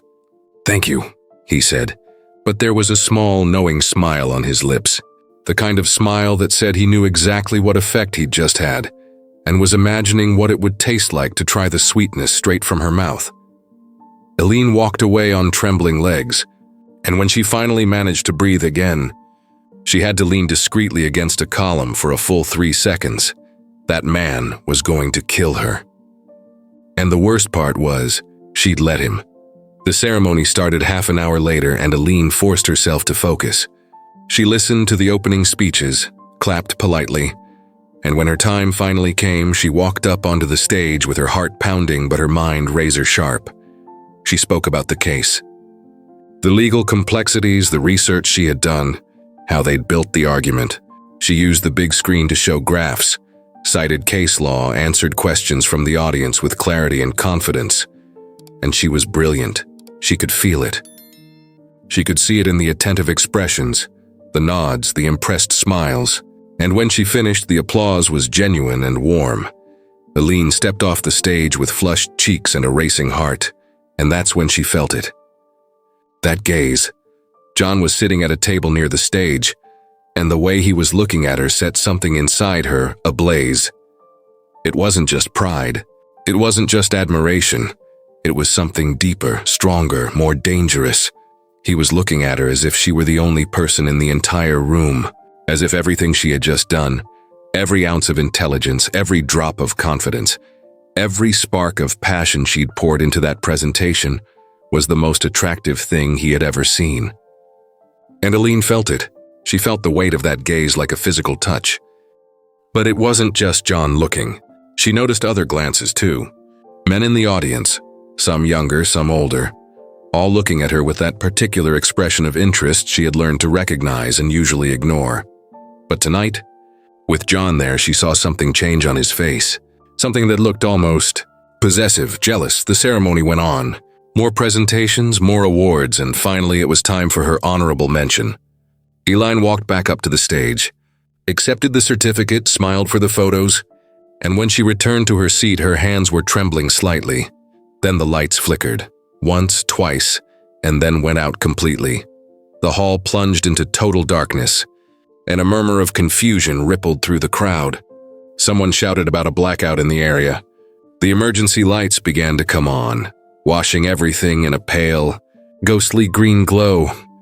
Eline was near one of the side exits, waiting for her eyes to adjust to the dark, when she felt a hand lightly touch her arm.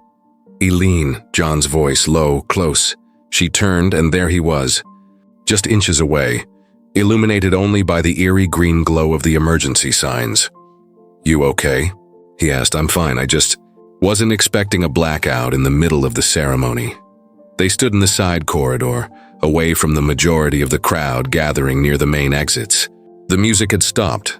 The conversations were distant murmurs, and there, in that small, dark space, it was just the two of them. "That presentation was incredible," John said, and there was something different in his voice now. Something less controlled. "Thank you. No, really, you are extraordinary, Eline. The way you spoke, how you argued, how you answered those questions. You left half that room speechless." She let out a nervous laugh. "Half the room was probably thinking about other things." "Oh, they were," John admitted, stepping closer. "I saw the looks. Saw the men watching you. And they weren't just professional looks. There was something in his tone, possessive, that made her heartbeat quicken. "And does that bother you?" she asked, her voice lower than she intended. John was silent for a moment, then let out a short, humorless laugh. "Bother doesn't even come close. I was sitting there watching men look at you like they were mentally making plans, and all I could think was that none of them had the right. None of them knew what I know about you. None of them—" He stopped abruptly, running a hand through his hair. "Sorry, I shouldn't be saying this." "Why not?" "Because you're my brother's best friend. Because I'm 15 years older than you.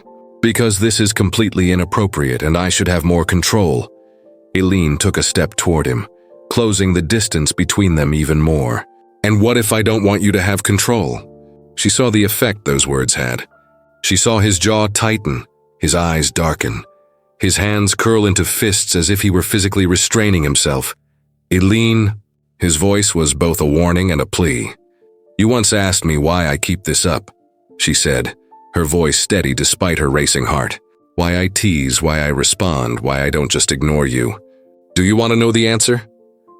"Eline, don't, because I feel it too. This insane, impossible, completely inappropriate thing. And I tried to ignore it, tried to pretend it was just physical attraction, just fascination with someone older and more experienced.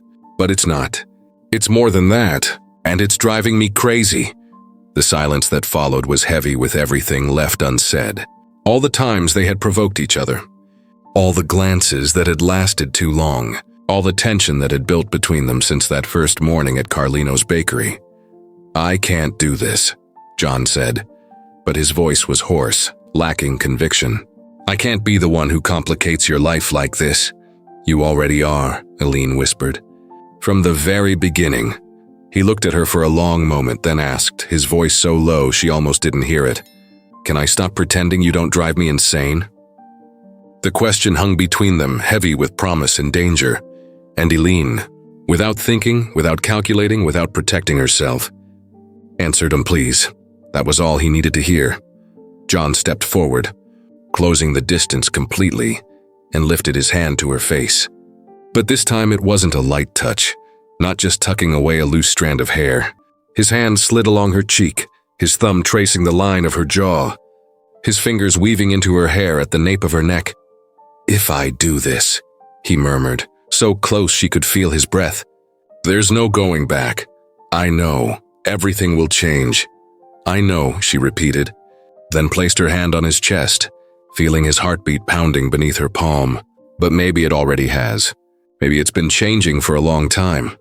John closed his eyes for a second, as if fighting an internal war. Then when he opened them again, there was resolve there, and surrender. "God help me," he whispered, "but I can't stay away from you anymore." And then he kissed her. He started gently but not hesitantly, and then it deepened. It was the kiss of months of tension finally exploding, of all the teasing and wanting and frustration turning into something physical, real and completely overwhelming. His mouth was warm and demanding, and Eline felt her knees weaken, felt the world disappear until there was nothing but that moment. That touch, that taste.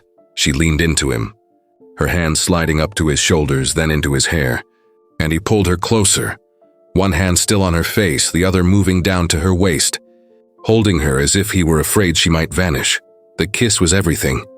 Urgency and tenderness intertwined, his years of experience meeting her inexperience and turning it into something perfectly synchronized. It was the promise that whatever this was between them, it was real. After long seconds of surrendering to the moment, John rested his forehead against hers, still holding her face between his hands. "Eline," he breathed, voice hoarse, stripped of any control. "You have no idea what you do to me." She opened her eyes slowly, finding his in the greenish shadows of the emergency lights. "Maybe you should show me," she whispered, surprising even herself with her boldness. He let out a low, almost incredulous laugh, then kissed her again. Slower this time, deeper, as if tasting, savoring, memorizing every detail. And Eline understood in that moment why she had waited, why she had chosen not to waste this on just anyone. Because this kiss, this man, was worth every second of waiting. When the lights suddenly came back on, bright and harsh, They broke apart quickly, breathless, and Eline had to steady herself against the wall to keep from collapsing. John's hair was mussed, his tie crooked, his eyes still dark with desire, and she imagined she looked just as undone. "We need to talk," he said, his voice still rough. "About this. About what this means. I know, but not here. Not now." "I know," she repeated. And then, because apparently she couldn't help herself, she smiled. "But for the record, it was totally worth it." John laughed softly, shaking his head, and pulled her in for one last quick, tender kiss. "You're going to be my ruin, Eline Whitfield. My sweet temptation. Oh, you can count on it," she teased. He smiled. That devastating smile that made her forget her own name. And there, in that corridor with emergency lights and a blackout that had changed everything, Eline knew there was no turning back. They had crossed the line, and she didn't regret it one bit.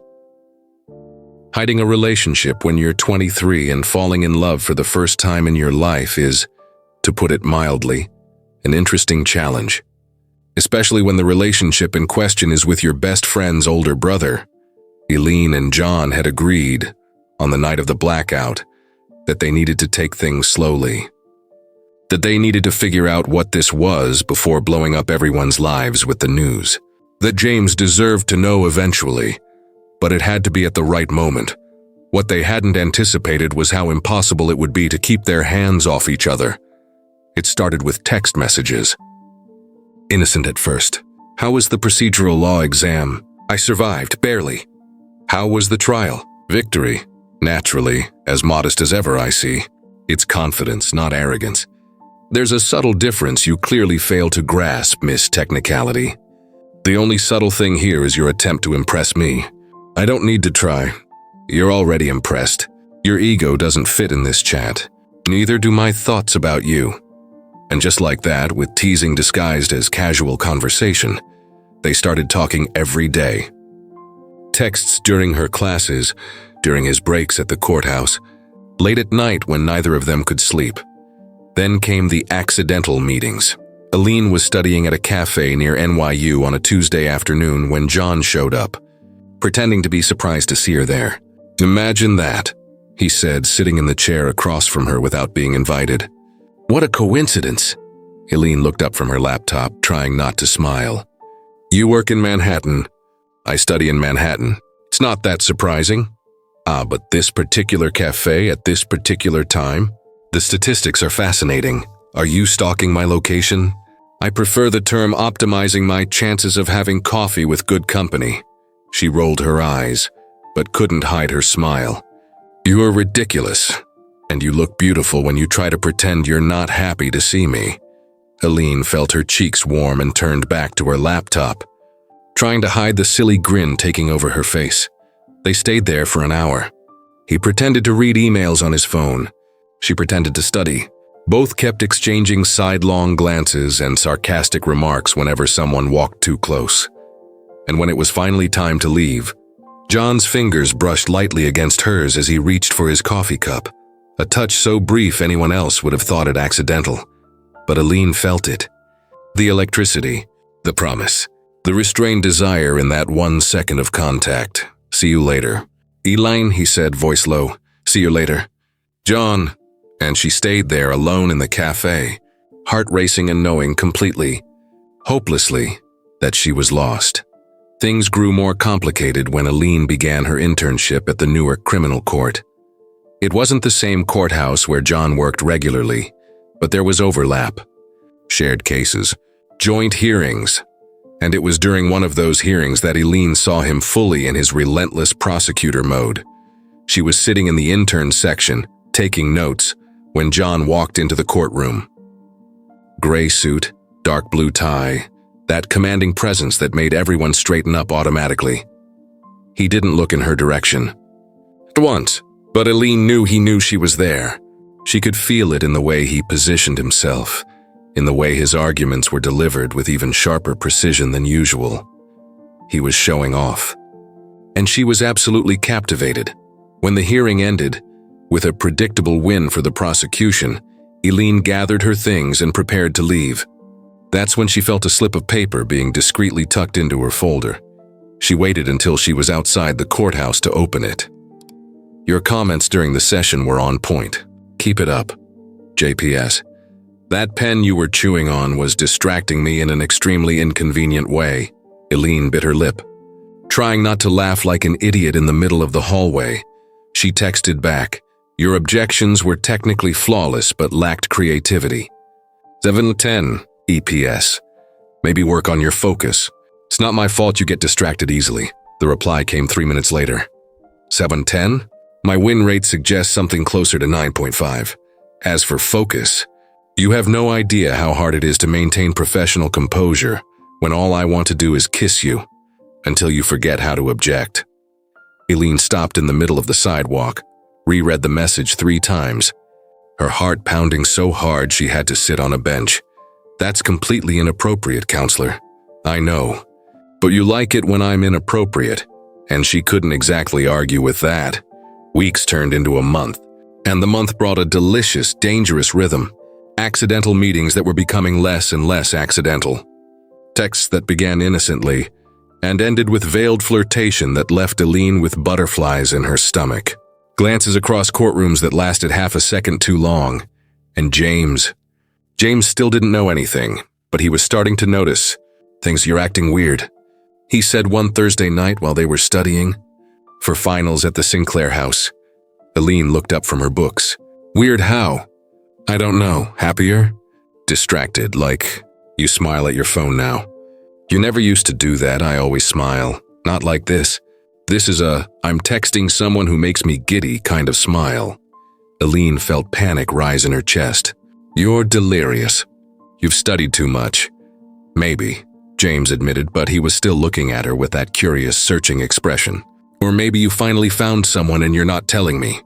There's no one, James, At that moment, John walked into the room, still in his work suit, and his gaze flicked toward Eline for half a second before he looked away. Hey, man, James said. You're home early. Hearing got canceled. Thought I'd work from here. He set his briefcase on the table, then glanced between them. You two are going to explode from all this studying. Ever thought about taking a break? Breaks are for the weak, Eline said, trying to sound normal and probably failing. John smiled. That half smile she'd learned to recognize as I'm thinking entirely inappropriate thoughts. Right, breaks are for the weak. I forgot who I was talking to. There was something in his tone, something that made James frown slightly, looking back and forth between them. You guys are weird. Weird? John repeated, crossing his arms. Yeah, I don't know. It's like, you're not bickering, James said, narrowing his eyes. Usually you're both trading jabs, and today you're just normal. Maybe we grew up, Eline suggested. You two grow up? Impossible. James laughed, but he kept glancing between them with that confused, suspicious look. That's when John's phone rang, and he stepped out of the room to answer it. Eline let out a breath she hadn't even realized she was holding. Seriously, Ellie, James said softly. Are you okay? You seem different? I'm fine, she lied, forcing a smile. Just tired. Finals, you know how it is. He studied her for another second before returning to his books. But Eline knew. James was starting to notice, and it was only a matter of time before everything came out. 2 weeks later, the bomb went off. Eline was leaving NYU after a brutal exam when she saw John waiting at the corner. He was leaning against his car, wearing sunglasses, and her heart leapt into her throat. She glanced around, making sure no one familiar was nearby, then walked toward him. What are you doing here? She hissed under her breath, picking you up. Figured you deserved to celebrate after that exam. John, someone might see, I know, but I missed you. Zumi? She couldn't help the smile that tugged at her lips. You're impossible. You've said that before. Many times. In increasingly intimate contexts, too. Her cheeks flushed instantly. Shut up and get in the car before someone sees you, he grinned. Opened the passenger door for her, and Eline slid in, trying to ignore the way her pulse quickened. What they didn't see was James walking out of the library at that exact moment. He stopped on the sidewalk, watching as John closed the passenger door and got behind the wheel. His expression shifted from confusion to shock, to slow, dawning realization. Then he pulled out his phone and typed, Ellie, you need to explain why you just got into my brother's car like no one was going to see. Eline's phone buzzed 10 minutes later as she and John were stopped at a red light. She glanced at the screen and felt the blood drain from her face. Shit. What is it? John asked, concerned. She showed him the message. John went silent for 3 full seconds. Shit, he agreed. What do we do? We tell him the truth? Now? Now. Eline took a deep breath and typed, "Can you come to your house in an hour? We need to talk. And yes, John will be there." James's reply came immediately. "I knew it. I knew something was weird. Yes, I'll be there. And you two have a lot to explain." 1 hour later, Eline and John were sitting on the Sinclair family sofa, while James stood in front of them with his arms crossed, his expression hovering somewhere between shocked and absurdly entertained. "So," James began, "let me get this straight. You two are together?" "Yes," John said firmly. "For how long?" "About a month and a half," Eline admitted, her voice small. James was silent for a moment. Then he let out an incredulous laugh. "You're idiots," Eline blinked. "What?" "You are idiots." James shook his head, still laughing. "I've spent years watching you two tease each other, stare at each other, pretend you hated each other when it was obvious you were dying of lust. And when it finally happens, you keep it a secret from me?" "We didn't want to." "Complicate," John started. "Complicate? Man, I've been shipping you two since her 21st birthday. You almost choked on your drink when she walked in wearing that dress. It was pathetic and hilarious." Eline turned to John, who looked visibly mortified. "You choked?" "I didn't choke. I had a moment of surprise." James burst out laughing. "You turned red, and then spent the rest of the night avoiding looking directly at her. I thought you were going to have an aneurysm." "James," John warned, his tone low. But James was clearly having too much fun to stop. "And you," he pointed at Eline, "you spent the last 2 years pretending my brother annoyed you when anyone with eyes could see you were completely fascinated." "I was not. You were. Every time he walked into the room, you turned into a startled deer. It was adorable and pathetic at the same time." Eline buried her face in her hands. "This is humiliating. No, this is hilarious." James finally sat down in the armchair across from them, still grinning. "So, just to confirm, you're like officially dating?" Eline glanced at John, who looked back at her. "Yes," he said, "officially." James nodded slowly, processing. "And you're happy?" "Yes," Eline answered, this time with more confidence. "Then that's good." She blinked. "That's good?" "Yeah. You're two of my favorite people in the world. If you found something together, who am I to get in the way?" He paused. "But if you hurt her, man, I'll kill you. Brother or not." John smiled. "Understood. And if you hurt him, Ellie, I'll, side with him, obviously, but I'll still give you a hug because you're my best friend. It's complicated." Eline laughed, tears of relief gathering in her eyes. "Thank you, James. You're welcome. But seriously, how were you two so blind for so long? I literally made magnet opposites jokes at least 10 times. I dropped hints." "We were scared," Eline admitted. "Scared of ruining everything. Scared of complicating things between the 3 of us."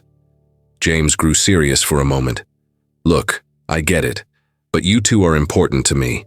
If you make each other happy, that just makes everything better." He grinned. "Plus, now I get to roast you both. That's a win for me." John rolled his eyes, but he was smiling. "Of course." "So," James said, standing up and holding his hands out to both of them. "Truce, peace, unconditional acceptance and love?" Eline stood and hugged him tightly. "Thank you for not freaking out." "Hey, I freaked out a little, internally. But then I realized this actually makes sense in a weird, perfect way." He looked at John. "Just don't get all lovey-dovey in front of me, that's gonna be gross."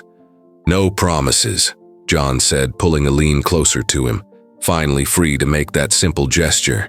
It was exactly at that moment that Margaret and Thomas Sinclair walked into the living room, returning from some outing, and froze at the sight in front of them. John with his arm around Eline, James grinning like he'd just won the lottery, and an atmosphere that clearly said something big had just happened. "What?" Margaret began, her eyes moving from one son to the other, then landing on Eline. "What's going on here?" Thomas removed his glasses, cleaned the lenses as if that might clear things up, then put them back on. "James?" he asked, though his gaze was fixed on John and Eline. "Oh, Dad, Mom," James said, clearly enjoying himself. "You're not going to believe this. Remember how you always said Eline and I were perfect for each other?" "Yes," Margaret said slowly. "Well, you were wrong, but also right.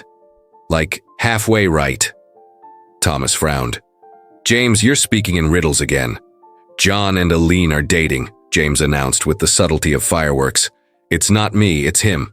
Plot twist." The silence that followed was absolute. Margaret looked at John, then at Eline, then back at John. Her mouth opened slightly, closed, opened again. Thomas blinked 3 times. Then Margaret let out a little squeal and rushed to hug Eline. "Eline, sweetheart, this is wonderful." Eline was half crushed in the hug, but she was laughing. "You're not surprised or angry?" "Surprised, yes. Angry?" Margaret pulled back, holding Eline's face in her hands. "Why would I be angry? You've practically been my daughter for years, and now you'll officially be." "Mom," John said, trying to sound serious and failing. "We're just dating. Slow down." "Slow down." Margaret gave him that motherly look, the kind that says, "I know you better than you know yourself." "John Michael Sinclair, you don't look at anyone the way you look at this girl. This is not just dating." Thomas, who had been silent until then, finally stepped forward. He placed a hand on John's shoulder, gave him a paternal, thoughtful look, and then smiled. "You, too fit," he said simply. "I always thought there was something between you, but I figured it was just intellectual rivalry." He turned to Eline, his voice growing more serious. "Eline, you've always been special to this family. You always will be. And if my son's finally smart enough to see that, then he's on the right path." He looked back at John. "But you treat her right. You respect her, and you don't hurt her. Understood?" John nodded, voice steady. "Absolutely, Dad. You're completely right. She's everything." Eline felt her eyes sting with emotion. James, who had been watching the whole scene with a huge grin, decided to add his 2 cents. "And just so we're clear, bro, Eline's a good girl, so, you know." He made a vague gesture with his hands. "She's marriage material." "James!" Eline's face turned bright red. John laughed, but pulled her closer. "He's not wrong," John said, and there was something serious in his tone. "Eline is the first person who's made me feel something real in years. The only one, actually. So, yes, this is serious, very serious." Margaret pressed a hand to her heart, eyes glistening. My son finally found someone real." She looked dramatically up at the ceiling. "My prayers have been answered. I'm finally going to have grandchildren." "Mom," John and James shouted in unison. "What? I can't be excited. Do you know how long I've waited for this? John at 40 and single, James with no commitments. I was losing hope." "I'm 38, not 40, John corrected. "Same thing. The clock is ticking, sweetheart." Eline was laughing so hard she had tears in her eyes. Thomas was laughing too, shaking his head at his wife. "Margaret, let them breathe before you start planning the wedding." "I'm not planning, I'm just expressing hope. Legitimate, well-founded hope." James flopped onto the sofa, clearly enjoying every second of this. "This is better than any show I've ever watched. You guys are my new entertainment." John rolled his eyes but was smiling, and when Eline looked at him, she saw something there that made the whole world seem perfectly aligned. He was happy, truly, deeply happy, and so was she. Margaret insisted on making tea and serving the muffins she'd just bought, and for the next 30 minutes the living room was filled with laughter, embarrassing stories Margaret kept telling about John's childhood, and James's sarcastic remarks that made everyone laugh. At some point, Thomas pulled John aside. They spoke quietly for a few minutes, and when they came back, John had the look of a son who'd just received the most important paternal blessing of his life. "He approves of you," James whispered to Eline. "Officially," which is huge because Dad doesn't approve of people easily. Eline looked at Thomas, who gave her a warm smile and a nod, and she felt her chest tighten with gratitude. When the night finally came to an end and Eline was getting ready to leave, Margaret hugged her tightly at the door. "Welcome to the family, sweetheart. Officially now." "Thank you, Margaret, for everything. You'll take care of him, won't you? He likes to pretend he's all tough and controlled, but deep down, he's a hopeless romantic." "Mom!" John protested from the hallway. Margaret just winked at Eline and whispered, "It's true." John walked her to the car, and before she got in, he pulled her into a soft, tender kiss.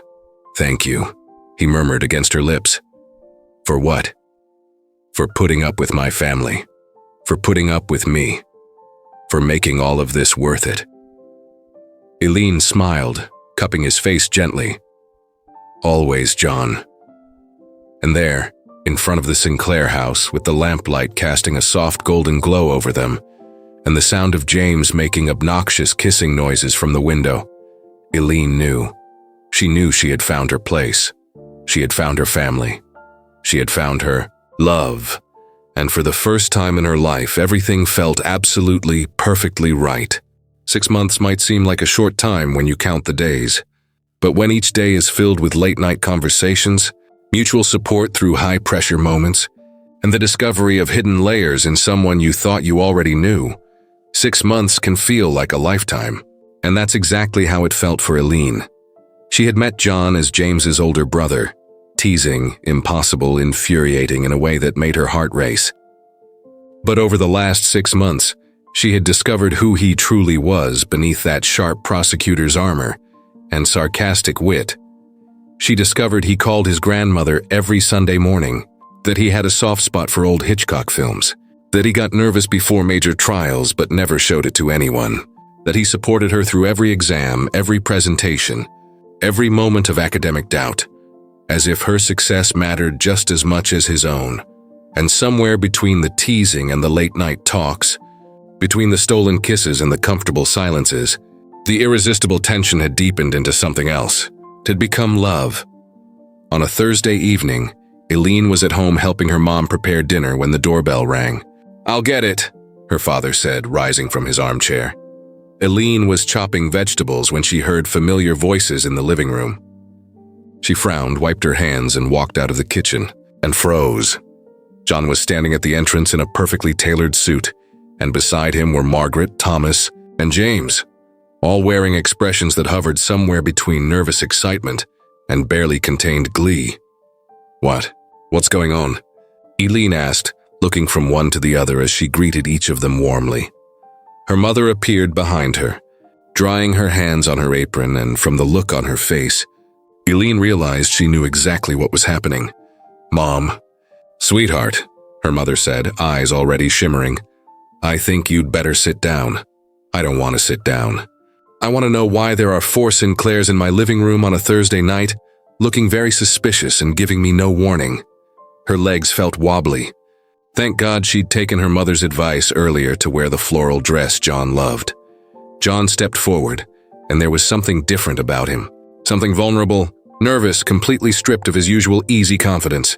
"Eline," he began, his voice steady but carrying a rare depth of emotion. "These last 6 months, you've changed my life in ways I didn't even know were possible. You challenge me. You make me laugh. You make me want to be a better man every single day." Eline's heart was racing. "John, let me finish," he said with a nervous smile. "I spent years thinking I was fine on my own, or in shallow relationships, that I didn't need anyone. And then you came into my life, eating cannolis and making better objections than most lawyers I know. and you turned my world upside down." He looked at her parents, then at his own, then back at her. "I came here today to ask for a blessing. Two, actually." He turned to Eline's father. "Mr. Robert Whitfield, I'd like your permission to marry your daughter." The room went completely silent. Eline's father, a usually serious and reserved man, looked at John for a long moment. Then he smiled. "John, you have my blessing. And my respect. I see the way you look at my daughter, and it's the way every father hopes someone will look at her one day. Diane." Eline's mother was already crying. John let out a deep breath of relief, then slowly turned back to Eline and dropped to one knee. Eline covered her mouth with both hands, tears already streaming down her cheeks. "Eline Whitfield," he said, pulling a small velvet box from his pocket. "Will you marry me? Will you spend the rest of your life teasing me, challenging me, and making me unbelievably happy?" She couldn't speak. She could only nod, laughing and crying at the same time. "I need words, Miss Technicality," he said, smiling through his own tears. "Yes," she finally managed. "Yes, yes, yes." John stood, slipped the ring onto her finger, and kissed her as the entire room erupted into applause and cheers. Margaret was sobbing dramatically. James was whistling. Thomas was hugging Eline's father. Diane was holding Margaret's hand, both crying tears of joy. "You knew?" Eline asked her mother later, still dazed. "He asked for permission 2 weeks ago. He was very respectful, very traditional. Your father was impressed. And you didn't tell me? Sweetheart, some surprises are worth keeping." And they were. Absolutely worth it. The following months were a whirlwind of wedding planning, final exams, work, and a level of happiness Eline hadn't known existed. And then the day arrived. A spring afternoon. A cloudless blue sky, flowers blooming everywhere. The ceremony was set in a beautiful Hoboken garden, intimate yet elegant, with only close family and friends present. Eline stood in the bridal room, looking at herself in the mirror. The dress was simple but perfect, with delicate lace and a graceful fit that made her feel like the best version of herself. Her hair was styled in a low bun with soft strands framing her face. Light makeup, just enough to enhance her natural beauty. "You look beautiful," her mother said behind her, adjusting the veil. "He's going to faint when he sees you." "I hope not. That would be embarrassing." They laughed, and then her mother hugged her tightly. "I'm so proud of you, sweetheart. So proud." Eline took a deep breath, trying not to cry and ruin her makeup. "Thank you, Mom, for everything." On the other side of the venue, in the groom's room, James was adjusting John's tie for the 3rd time. "Man, you're shaking." "You never shake." "I'm not shaking. I'm just anxious." "You're terrified," James corrected with a grin. "It's adorable. Shut up." "Hey, relax. She already said yes. The hard part's over." John let out a nervous laugh. "James, I'm about to marry your best friend. The woman I love more than anything in this world. This is huge." James placed his hands on his brother's shoulders. "I know, and it's perfect. You two are perfect," he grinned. "Besides, she's officially my sister-in-law now. Double win for me." The music began and the guests rose from their seats. James walked down the aisle first as best man and took his place beside John at the flower-lined altar decorated in white and gold. Then came the maid of honor. Jessica, Eline's favorite cousin, glided down the aisle in a flowing light blue dress, her smile radiant. When her eyes met James's, something happened. Something that made him forget where he was for a full 3 seconds. Something that sent butterflies exploding in his stomach in a way he'd never experienced before. She smiled at him as she passed, a small but meaningful smile, and James felt as though he'd just been struck by lightning. But then the music changed, and everyone turned. And there she was, Eline, walking arm in arm with her father, radiant and breathtaking in a way that completely stole the air from John's lungs. His eyes stung. His throat tightened, and he couldn't have cared less that half the guests could probably see he was emotional. 'Cause she was everything, and she was about to become his wife. When Eline reached the altar and her father placed her hand into John's, he held it gently, as if holding something precious and fragile. "Hi," she whispered with a smile. "Hi," he answered, his voice rough with emotion. "You're crying, counselor." "No, I'm not." "Yes, you are." "Okay, maybe a little." You're impossible to ignore today. Just today? He smiled, discreetly wiping his eyes. Every day, but especially today. The officiant began the ceremony, but Eline could hardly focus on the words. She was too busy looking at John, and at the way he was looking at her, as if she were the only person in the world. When it was time for the vows, John took a deep breath. Eline, I spent most of my adult life focused on work, never giving my heart to any woman. And then you appeared, all stubborn and brilliant and irritating in the best possible way, and proved just how wrong I was. He smiled through tears. You challenge me. You complete me. You make me laugh even on the worst days. You're my one and only. And I promise to spend the rest of my life making you as happy as you make me. Eline was crying now, but she was smiling too. John, I never planned to fall in love with you. You were my best friend's annoying older brother, but somewhere between the teasing and the cannolis and the legal debates, you became my favorite person in the world. She squeezed his hands. Thank you for waiting for me, for respecting my choices, for making everything both easier and harder at the same time. I love you, and I'll love you forever. I now pronounce you husband and wife, the officiant said with a smile. You may kiss the bride. And John didn't need another invitation. He pulled Eline close and kissed her, slow and deep as the guests cheered and whistled. Finally mine, he whispered against her lips. I've always been yours, she whispered back. The reception took place in the same garden, with decorated tables, fairy lights strung through the trees, and a magical atmosphere that felt straight out of a fairy tale. And of course, the cake was from Carlino's bakery, a beautiful 3-tier creation with elegant decorations and, hidden inside each layer, traditional ricotta cannolis, he insisted. Margaret told the guests, laughing. He said it wouldn't be a real wedding without cannolis. During the party, as everyone danced and laughed, James found himself standing next to Jessica by the dessert table. So, he said, trying to sound casual, you're the famous cousin. I've heard a lot about you. Jessica smiled. And you're the famous best friend. I've heard a lot about you too. I hope good things. Some. She bit her lip, trying not to laugh. Eline warned me that you're charming and dangerous. Dangerous, me? Her words, not mine. James smiled, feeling those damn butterflies again. Want to dance? Just so I can prove I'm not that dangerous. Jessica held out her hand. I accept the challenge. As they stepped onto the dance floor, Eline watched from across the garden and nudged John. Look at those two. John followed her gaze and smiled. Interesting. Very interesting. Think James will finally meet someone? With the way he's looking at her? Definitely. John pulled Eline closer, kissing the top of her head. Well, if it's even half of what we have, he's a lucky man. Half? I'd say we're unbeatable. Always competitive, Mrs. Sinclair. She smiled, loving the sound of that name. Always, Mr. Sinclair. The women in your family definitely know how to hit a Sinclair's weak spot, he murmured against her lips as he kissed her. She smiled in triumph and teased back, Oh, I have no doubt about that. My love. The night blurred into laughter, dancing, emotional speeches, and stolen moments where John and Eline simply looked at each other, still unable to believe it was all real.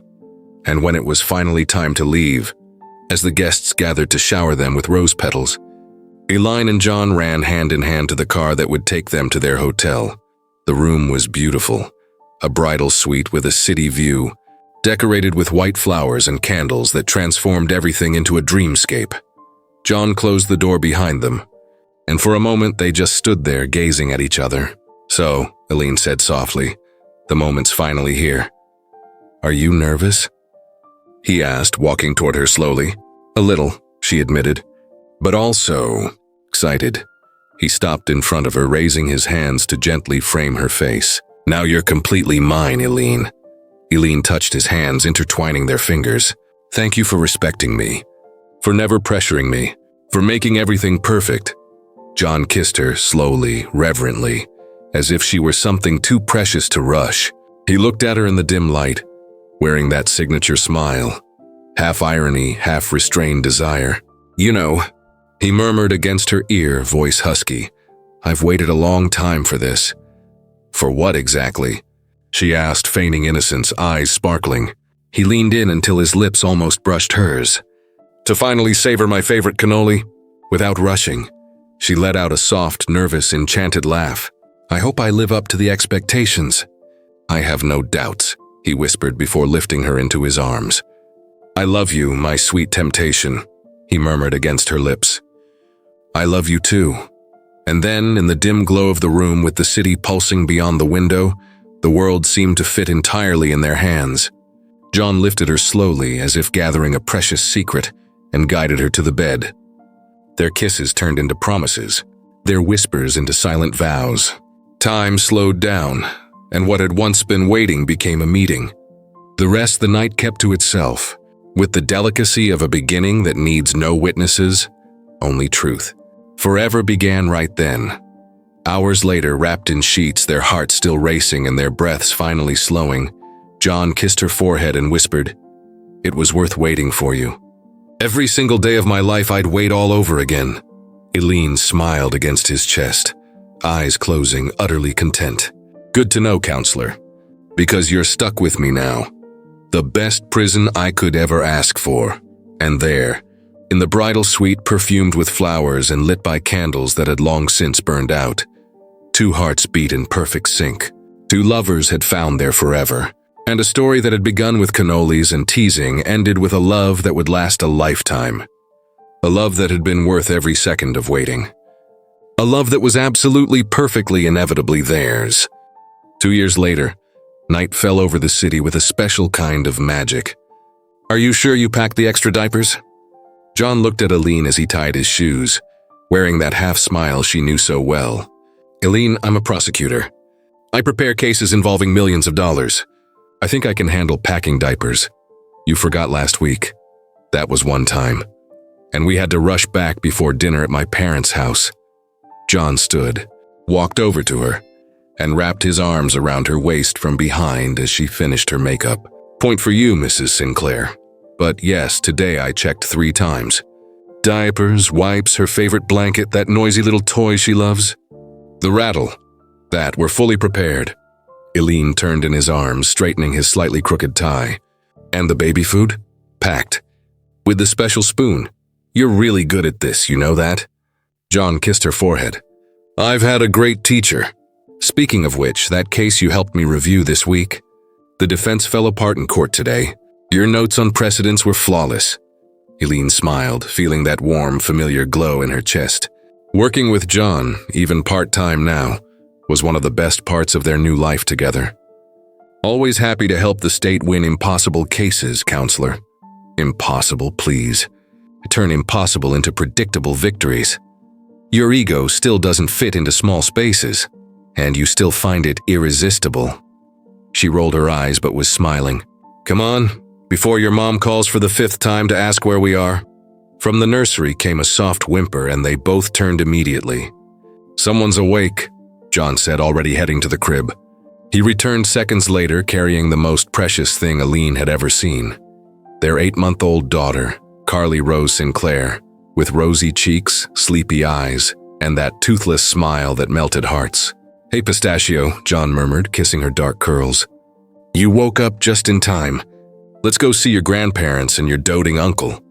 Eline smiled at the nickname, Pistachio.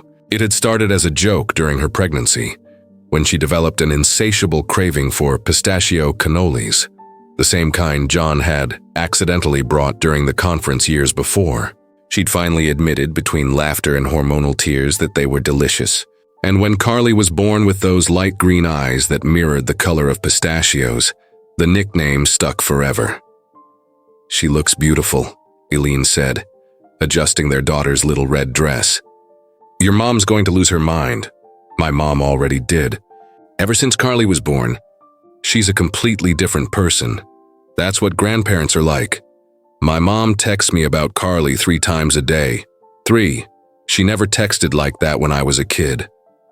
Eline laughed, grabbing the diaper bag in her purse. "Jealous, counselor? Just stating facts." 20 minutes later, they pulled up in front of the Sinclair house, already fully decorated for Christmas. White lights wrapped around the trees, a massive wreath hung on the door, and the smell of homemade food wafted all the way to the sidewalk. Before they could even ring the bell, the door flew open. "They're here," Margaret shouted, immediately reaching out her arms. "Give me that beautiful granddaughter."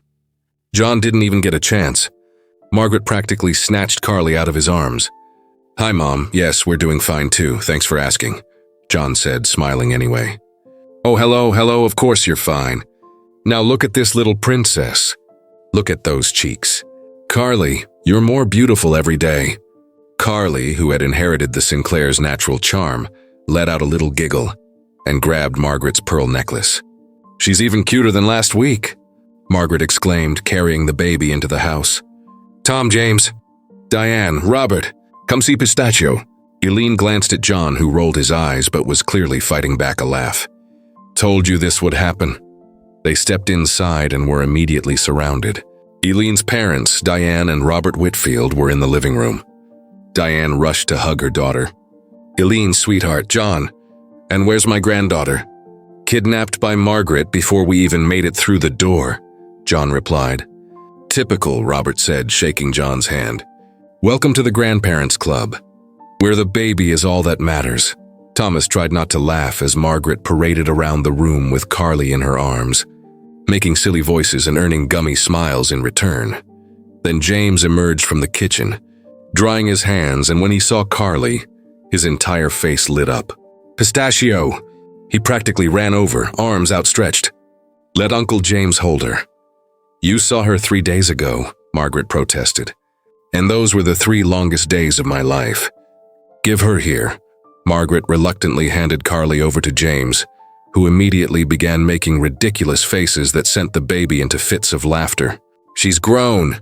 Look at these curls. She's huge. She's 8 months old, James. She hasn't grown that much in 3 days," Eline said, though she was smiling at the sight of her brother-in-law completely smitten with his niece. "She has. Look at that smile. She's getting sharper by the minute. I bet she's already plotting world domination." "She definitely inherited her mother's brains," John said, wrapping an arm around Eline's waist. "And her father's arrogance," Eline added. "Confidence, sweetheart. Confidence." Thomas came closer, looking at his granddaughter with the expression of a grandfather completely melted. "Can I hold her?" James passed Carly to her grandfather, and Thomas held her with the careful reverence of someone holding something infinitely precious.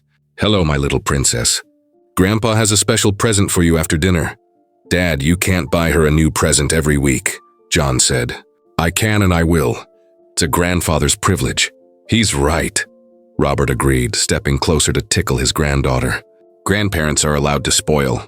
It's in the rules." "What rules?" John asked. "The universal grandparent rules. You'll understand when you're a grandpa."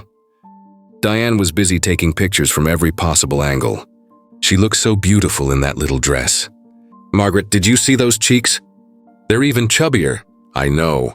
I told Tom yesterday I've never seen a baby this perfect." "You're all biased," John murmured to Eline. "All grandmothers think their grandkids are the most perfect. But in our case, it's objectively true," Eline replied. "See, even you." "But I have to agree. We made one gorgeous little girl. Proud mom and dad syndrome included," she teased. He kissed the top of her head. Hopelessly proud. Dinner was a delicious whirlwind of amazing food, overlapping conversations, and Carly being passed from arm to arm like a precious trophy. At one point, she ended up with James again, who was making airplane noises with a spoonful of mashed potatoes, and Carly was laughing so hard that Margaret started filming.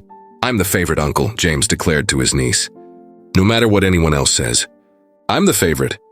"You're the only uncle," John pointed out. "Still, favorite." After dinner, when everyone was in the living room having coffee and dessert, Margaret appeared holding a large box. "I made something," she announced, eyes already brimming with tears. "Mom, what did you do?" John asked, half worried. Margaret opened the box and pulled out a beautiful leather-bound photo album. "I made a family album, with old pictures of the 2 of you." She looked at John and Eline. "Wedding pictures and now Carly's photos. 3 generations. A complete family?" Eline felt her eyes sting. "Margaret, this is beautiful. Can I see?" Diane asked, already crying too. They spent the next hour flipping through the album, laughing at old photos of John and James as children, at teenage Eline with braces standing next to James at the school gate like inseparable friends, at the wedding pictures, and finally at Carly's photos since the day she was born. "Look at this one," Thomas said, pointing to a wedding photo where John and Eline were laughing at something, completely unaware of the camera. "This one's my favorite. You two look so happy." John looked at the picture, then at Eline sitting beside him with Carly asleep in her arms. "We still are," he whispered just for her. "We're still that happy." Eline leaned against him, kissing him softly. Happy doesn't even begin to cover it. "We're complete." "Hey, hey," James protested from across the room. "No sappy kissing in front of the baby. She's too young for romantic scenes." "She's asleep," Eline pointed out. "Still standards." John rolled his eyes but was smiling. Later, when Carly was buckled into her car seat and everyone was on the porch admiring the neighborhood's Christmas decorations, John pulled Eline aside and wrapped his arms around her waist. "You know what I was thinking? That 3 years ago, I was at that conference convincing myself you were just an inconvenient crush that would pass." Eline laughed softly. "And look where we are now, married, with a perfect daughter, working together, living a life I didn't even know was possible." She turned in his arms, resting her hands on his chest. "Any regrets?" "None. Not for a single second." He looked at her with that same intensity that still made her heart race. "You're the best decision I ever made, Eline Sinclair. You and that little one over there. You're my entire world. You're going to make me cry in front of your family. Good, you look beautiful when you cry.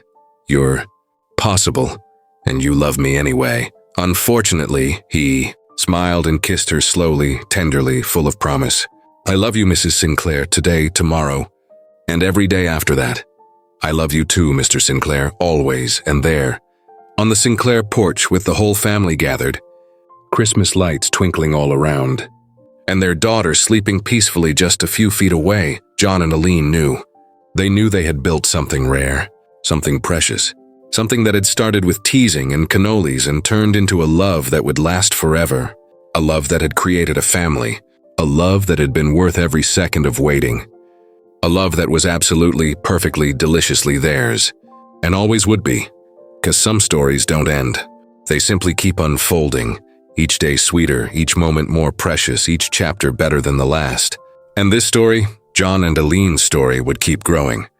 Sweet as cannoli, strong as true love, perfect as it was meant to be.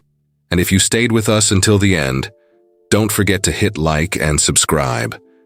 It truly helps us keep growing and bringing you more beautiful love stories. Leave lots of comments too. Your feedback inspires our future stories. Thank you for watching, and I'll see you in the next love story.